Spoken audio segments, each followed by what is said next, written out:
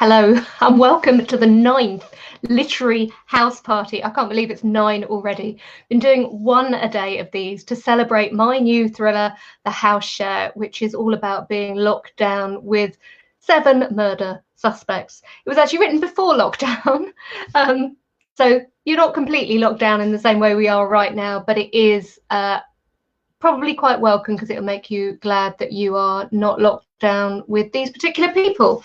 So what I've been doing each time is to ask some of my favourite writers to choose 3 potential housemates, one for spending time within the kitchen, one in the bedroom, and one to lock in the cellar, and also to talk a little bit about how they use setting and domestic stuff in their own novels. And today's writer is somebody who has written some fantastic thrillers with each one has got a slightly different edge and really strong atmospheres.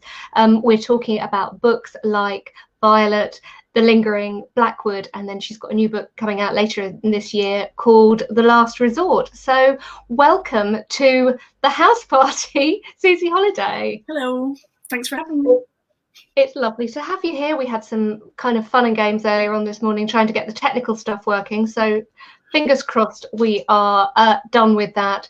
I've kicked off with everyone by asking, not about writing, what do you like to live with? Well, I think it depends if you ask now or if you asked me like 20 years ago, because I think probably different. But now I'm quite happy for my husband to run around after me and do things, and for me to be quite lazy. When I used to live in flat shares, I used to not actually like living in flat shares at all, and would spend as much time as possible in my rooms. And I think that was mainly because I wasn't sharing with the right people. But yeah, I think I was quite antisocial. So yeah. How did you come out of that then? Because I think a lot of people are like that when they're young. Yeah, I don't know. I think it's just I didn't want to live with sort of semi-strangers, and I found the kind of enforced environment of let's all be fun friends a bit just didn't work for me. I mean, I suppose I remember someone saying to me when I lived in Dublin about flat shares and how they didn't get on with their flatmates, and they said that they're ridiculous because they think it should be like friends. And I was like, well, it would be nice if it was like friends, but it isn't really like that. No, it's not like Friends, especially, well, from the actual apartment itself, usually there's very little resemblance to a student flat share. Yeah, absolutely. But I had a bit of a mixed up time with flat sharing because the first person I shared a flat with was a boyfriend when I was at uni.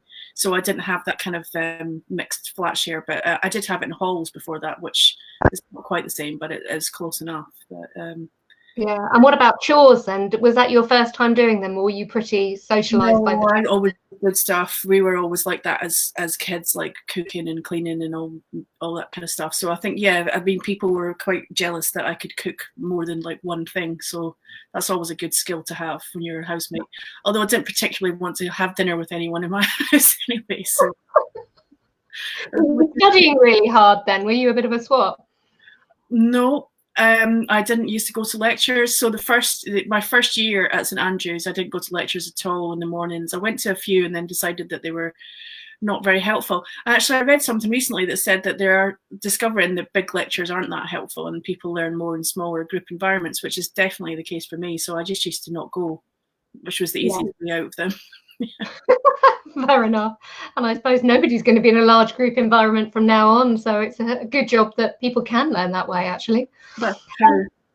So I have asked all of my flat housemates for this house party to actually come up with some people that they would pick as their housemates, and I hope I've got these right. So I just, without actually telling us who you've picked for each room, just introduce them briefly. Okay, so we've got Harry Hill there, everyone's favourite comedian. I'll give it away here by laughing too much at that. I think people might have a hint there, but yeah.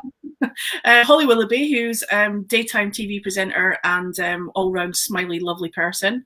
And then we've got Billy Connolly, who is my favourite comedian and fellow Scotsman. So that, yeah. It's quite hard to choose these 3, actually. Yeah, no, people have chosen a variety of different people. The only person that people wanted to pick twice, and I had to veto the second time, not a surprise among crime writers, is actually Hannibal Lecter. Ah, very good. So yeah, there we go. Now you mentioned obviously that you are good in the kitchen. So the kitchen is where we start. So would you like to tell us which of these three celebrities, we'll use that in the loosest way, you've picked for the kitchen and why? I picked Billy Connolly for the kitchen because I have no idea if he can cook or not, but I think the best house parties always end up in the kitchen. And I just have a vision of having a lovely big fancy house with lots of space and Billy being in there sort of entertaining people and maybe just, you know, helping out with the cooking and people just joining in and all the kind of things I hate. But I think if Billy Connolly was there, it would actually make it a lot more involved and I might actually enjoy it. So yeah, that was my thinking on that. I mean, I'm sure he can cook. I don't know. We'd hope so. Was he always there when you were growing up? Yeah, hugely. I mean, he was someone who I can remember from like being quite young and my mum and dad going to see him live. And then my mum had told me that she had known him long before I was born and when he was playing in bands and things like that as well. And I think they'd even seen him live at that kind of thing before he was like a big sort of TV star. So he was just, yeah, he was huge. He was always huge. And I remember watching all his stuff on TV when I was very young and it being quite inappropriate, but brilliant. And he's just someone who I've always loved listening to. He's just funny and he's clever and he's got so many stories to tell. So imagine living with him. It would just be fantastic. You would just have such a great time. It would be really, really good. I can believe that. My parents too were absolutely crazy about him, and it took me a while to get him actually, because some of the humour is quite adult. But then once you have, it's yeah, it's definitely there for life. So thinking about your books now, I know that some of your first books, we've talked about this before because I used to live in East Lothian when I was a very small child, and we were talking about settings, and I know that that played a really important part in some of your earlier books, picking a locale that was familiar to you. Can you tell me a bit more about that?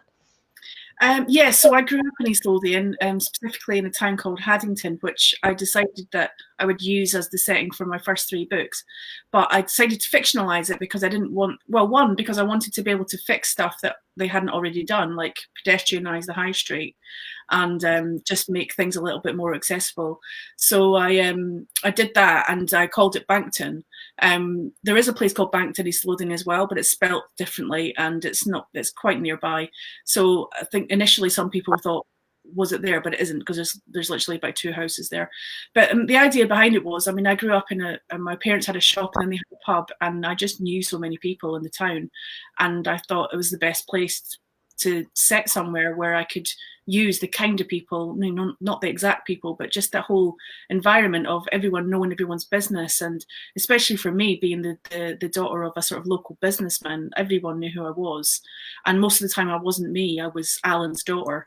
So that was always a kind of identity thing for me. So I just thought, well, I might as well use that and use all the humor and just all the elements of living in a place like that and sort of wanting to leave, but also still having that kind of draw back to it all the time, which I still have. So is the real place for you as dark as what appears in Blackwood and the other 2? Well, what I tried to do with those 3 was I had kind of domestic murders, because I didn't want to introduce a serial killer into this town, because I just thought that was not realistic. And I know people do it all the time, and people in Midsummer have a terrible time with people coming in and killing them.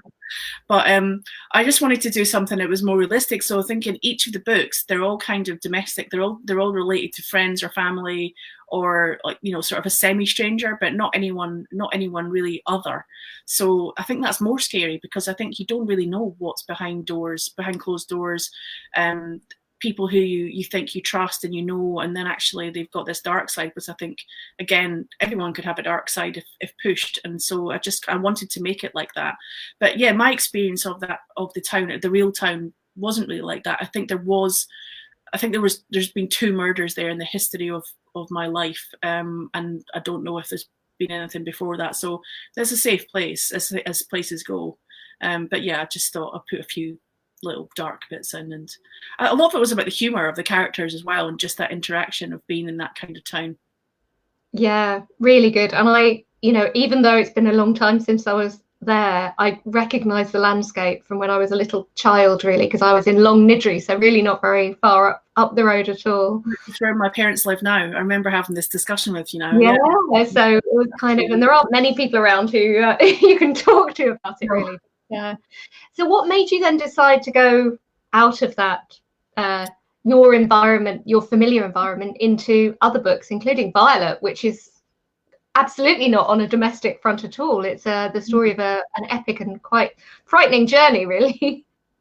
Yeah, with Violet, that came from a real trip that I did. So in 2006, me and my husband went on a round the world trip for 6 months, and part of that was to go on the Trans-Siberian Express. So I always knew that I would do something with that book, because I actually started writing when I was on that trip. Not any of the books that you've mentioned or any books that will ever exist, but I actually did start writing my first thing ever on that trip. So I think I always knew I'd use it, but I wasn't sure how. And it wasn't until I'd written a few other things and kind of found my feet a bit that I thought about how I would write it. And I knew that I wanted it to be mainly just these two females, and really about kind of friendship and the kind of people that you meet when you're traveling, and then throwing them together. And they become instant housemates because they're then having to share a cabin on the train, and obviously it all goes fine.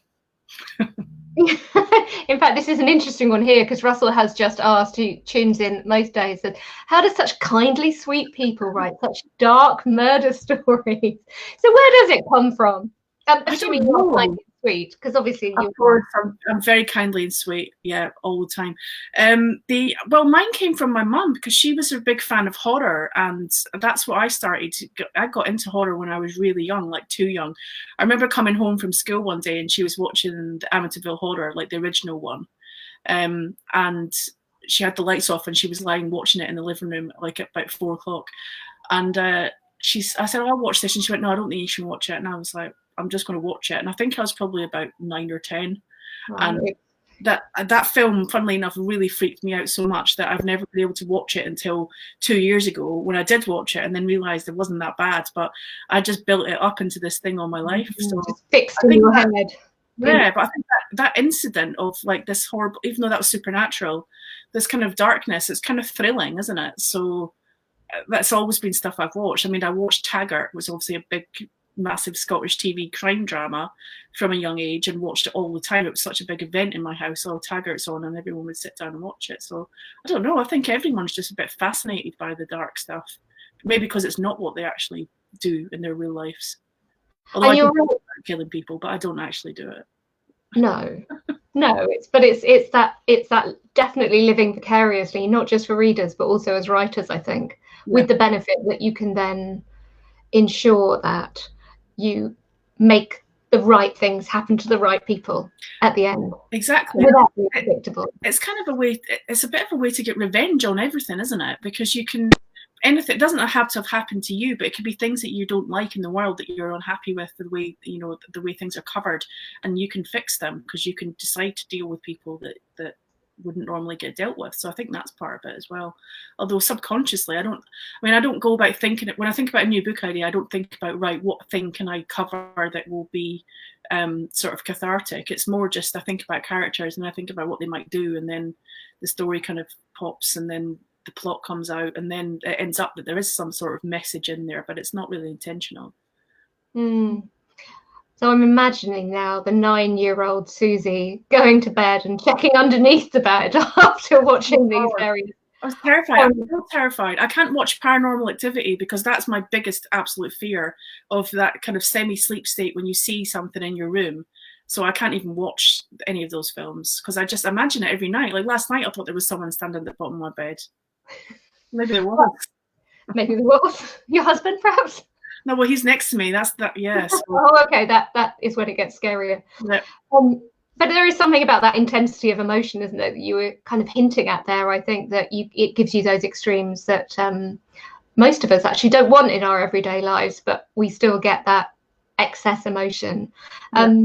I'm going to imagine then. So we imagine the monsters under the bed, but who else is in your fantasy house share? Who is actually in the bedroom with you, protecting you from the monsters?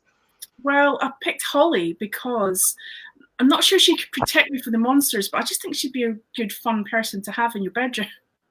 That sounds wrong. But well, my husband wouldn't mind either if she was in there. But, the thing is, I think she's that kind of person that you feel like you know her and you can chat to her. So you could be watching TV and you kind of have your own kind of live Gogglebox type setup because you'd have her there as a friend. And also, I think she's I really like what she wears, and I think she could totally sort out my wardrobes and my cupboards, and she could really kind of help me out on that front as well. So I just think all round she'd be a good person to have in your bedroom. I did think about putting her in the kitchen, but I thought, yeah, it'd just be more fun just to kind of have a bit more sort of one-on-one time with her to chat, because I think she's cool. Yeah, I can definitely fangirl. I can see it. I've got this image of a kind of a birthday or a kind of sleepover slumber party thing, a bit like in Greece. Yeah, that's exactly what I'm thinking. Yeah, she's that kind of person, I think. So that would be good. Yeah, I like that idea. That's good. And as you say, there aren't going to be many husbands complaining on that front, really. It's interesting that you got to that female friendship thing, because you know, despite the fact that you've got this epic journey going on in Violet, there is that female closeness, claustrophobia, inescapable element in Violet. So is that something that interested you before the book, or did it just come out when you were in the middle of writing it? Well, it's interesting because when I was younger, like when I was very young, I obviously had lots of friends who were girls and boys. Then as I got older, I mostly gravitated towards boys, and I just got on better with boys, and I didn't really have many close female friends. And I don't know if I always had this slight suspicion of them, because I feel like a lot of the time women are in competition with each other, and it can be quite toxic. And I saw a lot of people who'd fallen out, and it was all ridiculous things. I think I just stepped away from it, because I thought, this doesn't happen with the boys.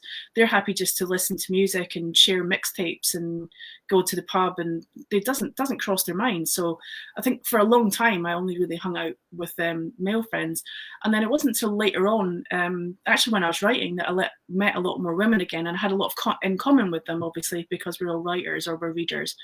And I've then formed some quite close friendships with different writers and readers, and I really was interested in that and wondered why I didn't have that when I was younger. And I think it is because as an adult, you're more in control of who you are and who you speak to and your choices. Whereas when you're younger, a lot of the time it's not quite out of your control, but it's harder, I think, to kind of get the right people around you and to feel that you're choosing to be friends with them, not just because they're in your class or something like that. So I just thought it was an interesting thing, and I did have a couple of things happen with girls over the years that again pushed me away from girls, because I thought, this is the kind of nonsense I can't be bothered with.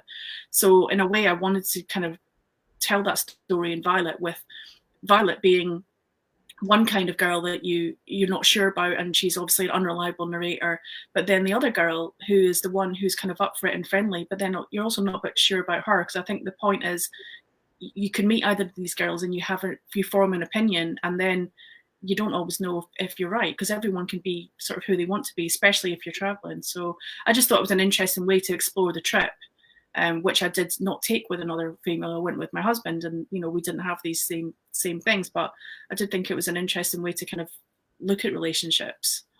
Yes, and being in this very intense and strange environment, and so that the other person is the person you've got to call on, really. They're your main source of support. It's something that I think we can all imagine, being in that position. Yeah, but I mean, it's the same thing with flatmates, though, isn't it? Really, I mean, you have to kind of trust the people that you live with, even if you don't, because they're the only ones who can help you in that situation that you're in. So if something happened, if your flat floods and you're living in a shared flat, you have to sort of band together to do something about it. And then, obviously you're going to have different personalities doing different things and dealing with things differently. And I think that's just the same. So I think with mine, all I did was just make it even more claustrophobic by just making them complete strangers in a really small space.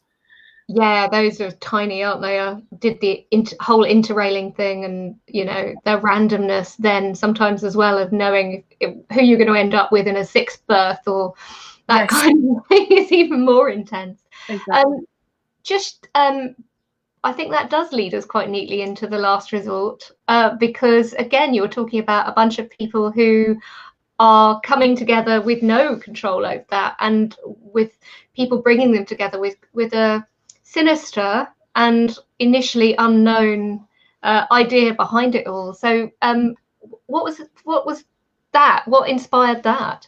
This actually came from, I don't know if you read it, I'm sure you would have read about this, but the Fire Festival that happened or didn't happen in America a couple of years ago. I thought that was fascinating. I mean, first of all, the people behind it who set things up. For anyone who doesn't know, this was a festival that was due to happen in America a couple of years ago. It was first introduced to the world by Instagram, and all they did was have celebrities share an orange square, and everyone who was interested would click on it and find out more. And it was a very exclusive festival for very rich people, and it was on an island in the Bahamas, I think. And the idea was that they would have all these big top name bands, and it would be luxury food, luxury everything. So it kind of attracted all these people with a lot of money and not a lot of sense, I think. And then unfortunately, when they all turned up, the whole thing hadn't worked out because the guy had run out of money and none of it was properly organized. They turned up there, it was sort of tents. It looked like a refugee camp. There were sort of white tents, no beds, there was no food. The whole thing was an absolute disaster. And then they were stuck on the island because they then had to get gradually ferried back off again whenever they could get flights to come in and get them. And, you know, you can imagine they were all not too happy about it. And long story short, the guy who was behind it all ended up going to prison for fraud. But I was really fascinated in the idea of all these people trusting what this thing was going to be and going, yeah, I'll sign up to that. And the tickets were like $20,000 or something, I think. It was something ridiculous. And they all quite happily signed up and turned up, and they really expected it to be this big luxury thing. And then it wasn't. And then they were all thrown together, a bunch of strangers with no idea what to do, how to get off. They couldn't do anything. Didn't matter how much money they had, they couldn't get off the island. And I thought that's interesting. So with The Last Resort, I kind of went for that kind of vibe. So I've got a couple on there who are that she's an influencer and he's a graphic designer, and they're that really kind of irritating Made in Chelsea type slash Essex mashup, and you just want them to die immediately. But that's kind of but so I just wanted to do something similar where these people get lured to an island. So it's got that kind of Agatha Christie and then there were Nun vibe where everyone on that, they all get a letter coming to this place and we'll do this. This is kind of similar in that they're told they've been selected to do this thing, and do they want to do it, and they have to sign these non-disclosure agreements, and they're not told anything apart from it's run by a technology company which they've never heard of. And when they try and look up this company, there's just no information. It's completely dark. But because they're all narcissists, they go with it anyway. And obviously, as with all my books, it all goes really well. Not. I think we can sense by the cover that this is not a romantic comedy. I love the cover. Yeah, it's really dramatic, isn't it? Yeah, it really kind of fits it well. Did you know exactly what was behind it when you started writing? Kind of, yes. I kind of knew where it was heading, because I do always plan my books out in quite a lot of detail. And so without giving anything away, I kind of did know why it was happening and who was behind it. I didn't know exactly what was going to happen to them along the way. I just knew that there was going to be this, and this, but I didn't know all of the bits. So it was a bit of an exploration, and it was a bit different to write it because I was kind of writing quite a lot of characters with point of views and having to have them always there, which I find more difficult, because with two you can kind of just muck around with them. In normal books and procedures and what, you've still got like a main character and then you've got all the secondary characters. But with this one, it's kind of like they're all there all the time. So it was a bit of a challenge to write. I don't know if you found that similar on yours, because you've got that same sort of lots of characters with. Yeah, it's funny because I will put this up. I don't normally do this, but I got this quote from Red Magazine saying Black Mirror in book form, and then I realised that's the same. So there's obviously not dissimilar vibe going on in terms of I've also got a bunch of people coming together, and I suppose it's just slightly different in that it follows the convention that a lot of books do when someone's going into a group, in that you take an ingenue, you take a newcomer into the group. In fact, I use to act as the reader. So it means that you can explain a lot of things and notice a lot of things going on that a regular person who's been there for months would not notice. So you can be their eyes. But yeah, that plotting, and even for me in the end, I had to draw a little diagram of, because it's set in a very kind of swish warehouse apartment. I had to work out exactly what was on each floor, which is great fun. But you can get yourself into a real pickle if you haven't got that fairly clear from the start, I think. Yeah, definitely. Oh, and I had that in The Lingering, which was set in an old asylum which had been converted into a commune. And a lot of the building in my head wasn't used because they were just living in certain parts of it and not using all the rooms. But I had to draw a map because it was impossible to talk about who was going where without really knowing exactly how things were connected. But the map went into the book, actually. So that so my little diagram's gone into the book as well. It's like really nice when you have that, isn't it? Yeah, it's cool. I think we've got a segue there into kind of unused, creepy bits of buildings. So by process of elimination, people will have worked out who you're putting in the cellar. Why? I felt really bad when I was picking this because I thought, like, I don't know him. I'm sure he's a perfectly nice man, but I absolutely hate everything he does on TV. I just despise it. I find him really unfunny, really irritating. I find everything that he does just absolutely cringe. And it's bad enough to hear his voice and the way he's very kind of like, ah! And it's just like it's like nails in a blackboard for me. But I accidentally watched one of his programs where he has guests. It's sort of like a quiz show format. I don't even know what it's called. But I was watching it and I was watching them, the guests. The guests seemed to have absolutely no clue what was going on. It was just really awkward, really odd. And I just thought, well, I'm sorry, Harry. I'm sure you're a lovely man, but I cannot stand watching you on TV. So this would mainly be to save you and the public from kind of accidentally happening across him on air. Yeah, absolutely. Right. Although I just feel like he's kind of quite ingenious as well. You put him in the cellar, he'll probably find some way to broadcast himself out there and have some awful program. So I'll probably have to do anything. Can't leave him down there with any kind of old bits of wood or metal or whatever in case he manages to set up a recording studio of some sort. Yeah, nothing. Leave him with nothing. Then that'll sort everything out. Fair enough. I think you might get a few people agreeing with that. We've got actually another quick question from Russell as we draw towards a close. But so Russell is asking, do you find female characters to be more sinister because that's less expected? That's a good question. Also interesting question because it has come from a man, because I think that's what I was kind of saying earlier, that I think people who I think it's hard to really know how each sex acts with each other. And so we know how women act with each other and we know what they can be like, and we know that it's not always nice.